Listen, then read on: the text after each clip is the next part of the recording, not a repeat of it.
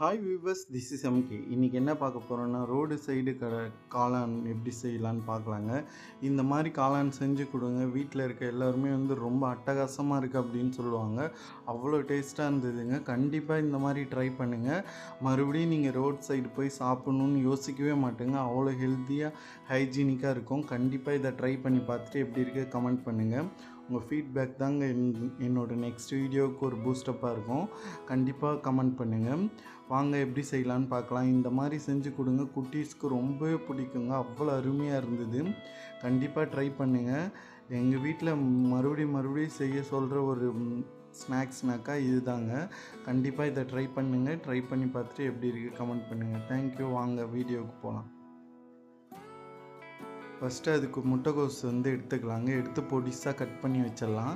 உங்களுக்கு எத்தனை பேர் சாப்பிட்ணுன்னு இருக்கோ அத்தனை அளவுக்கு அவ்வளோ சைஸில் நீங்கள் குவான்டிட்டி எடுத்துக்கோங்க. ஃபஸ்ட்டு நம்ம பொடிசாக கட் பண்ணி அதை ஒரு பேனில் சேர்த்துடலாம்.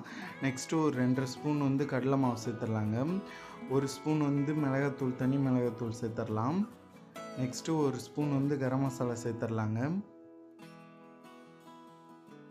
ஒரு 2 ஸ்பூன் கார்ன்ஃப்ளவர் மாவு சேர்த்துடலாங்க.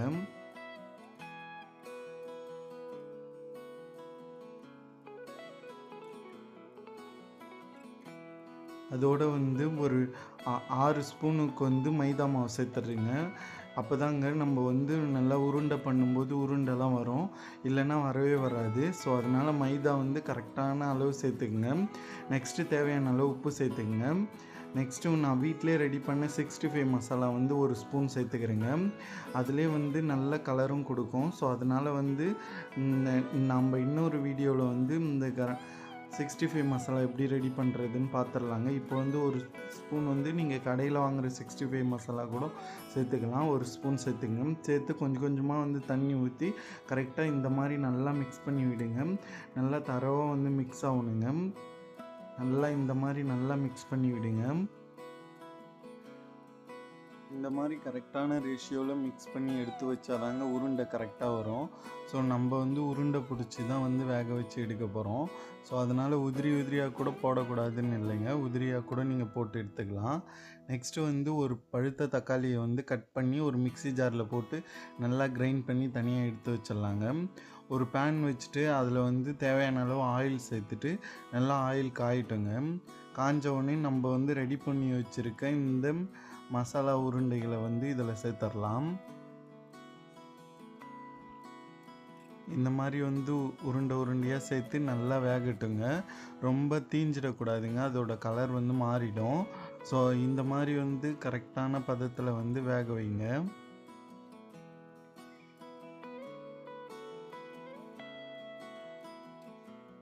பாருங்கள், இந்த மாதிரி வந்திருக்குன்னு சொல்லிட்டு இந்த மாதிரி கரெக்டாக திருப்பி போட்டு கரெக்டாக இந்த மாதிரி கலர்ஃபுல்லாக வறுத்து எடுத்துருங்க. ரொம்ப தீஞ்சிச்சுன்னா கருப்பாக இருக்கிற மாதிரி இருக்குங்க. ஸோ அந்த மாதிரி இல்லாமல் கரெக்டாக இந்த மாதிரி வறுத்து எல்லாத்தையும் எடுத்து வச்சிடலாம் தனியாக. நெக்ஸ்ட்டு ஒரு பேன் வச்சுட்டு அதில் தேவையான அளவு ஆயில் சேர்த்துடலாங்க. நெக்ஸ்ட்டு ஒரு பெரிய ஆனியனை பொடிசாக கட் பண்ணி வச்சுருக்கேன். அதே இதோடு சேர்த்துடலாம். சேர்த்து நல்லா வதக்கி விட்டுறலாங்க. நல்லா வதங்கட்டும். நல்லா இந்த மாதிரி வதங்கி வரணுங்க. நல்லா வதக்கி விடுங்க.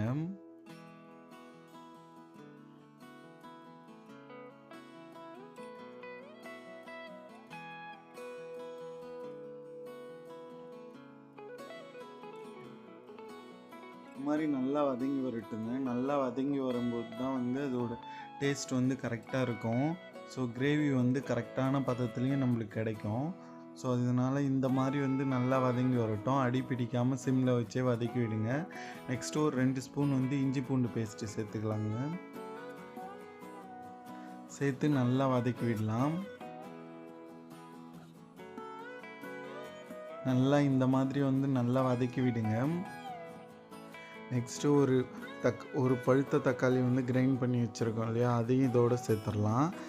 நீங்கள் குவான்டிட்டிக்கு ஏற்ற மாதிரி தக்காளி கூட குறைய சேர்த்துங்க. கிரேவிக்கு தாங்க. ஸோ அதனால் கரெக்டாக எவ்வளோ குவான்டிட்டியோ அவ்வளோ எடுத்து கட் பண்ணி கிரைண்ட் பண்ணி தனியாக எடுத்து வச்சுருங்க. ஸோ இந்த டொமேட்டோ சாஸை நம்ம இதோடு சேர்த்துடலாம். சேர்த்து நல்லா வந்து தண்ணி ஊற்றி ஒரு அந்த கிண்ணத்துலேயே வந்து வாஷ் பண்ணி அந்த தண்ணியை சேர்த்துக்கலாம். சேர்த்து நல்லா வந்து கொதிக்கிட்டுங்க. இப்போ வந்து மசாலா சேர்த்துடலாம்.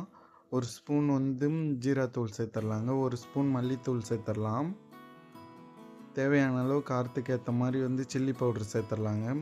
சேர்த்து நல்லா மிக்ஸ் பண்ணி விடுங்க. நல்லா வந்து மசாலா வெந்து வரட்டுங்க.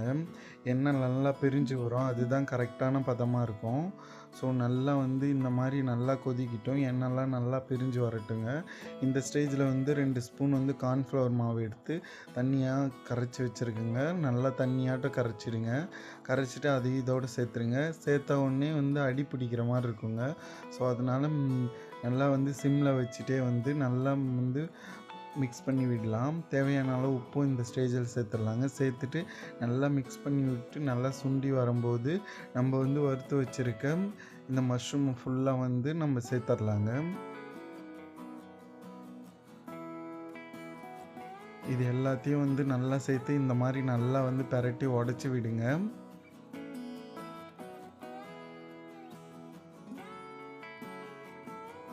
இந்த மாதிரி நல்லா வந்து சிம்மில் வச்சு வந்து கரெக்டாக பதத்தில் வறுத்து விடுங்க. நல்லா வந்து கிரேவி ஸ்ட்ரக்சரில் அவ்வளோ அருமையாக இருக்குங்க. டேஸ்ட்டு அவ்வளோ சூப்பராக வரும். நீங்கள் கண்டிப்பாக ட்ரை பண்ணி பார்த்துட்டு எப்படி இருக்குது கண்டிப்பாக உங்கள் ஃபீட்பேக் கொடுங்க. அவ்வளோ அருமையாக இருந்ததுங்க டேஸ்ட்டு. இதில் வந்து தேவைன்னா நீங்கள் மஷ்ரூம் கூட சேர்த்துக்கலாம், இல்லைனா இந்த கோஸ்ட் மட்டும் வச்சு கூட நீங்கள் செய்யலாம். நம்ம வந்து ரோட்டு கடையில் எப்படி செய்கிறாங்களோ அதே மெத்தடில் செஞ்சுருக்கோம், கோஸ்ட்டை மட்டும் வச்சு.